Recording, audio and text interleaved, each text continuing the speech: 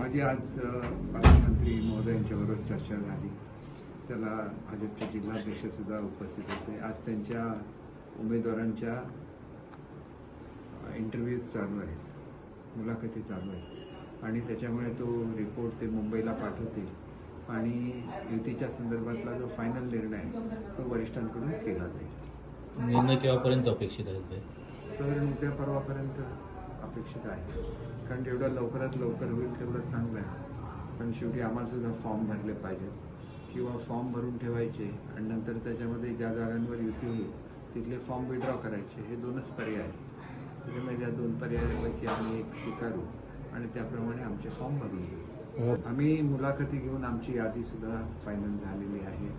यादी करतानाच आम्ही सर्व उमेदवारांना सांगितलेलं आहे की युती झाली तर तुमच्यापैकी कोणालाही आपला उमेदवारी अर्ज मागे घ्यायला लागेल आणि त्याच्यामुळे सर्वांनी ही गोष्ट मान्य केलेली आहे. त्याच्यामुळे युतीच्या दृष्टीने आम्ही अतिशय पॉझिटिव्ह आहोत आणि आम्ही तसे पॉझिटिव्ह स्टेप घेतलेले आहेत. तुम्हाला आजही अपेक्षा आहे का युती होईल?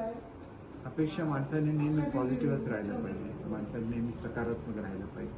त्याच्यामुळे युती होईल अशीच आम्ही अपेक्षा करतो.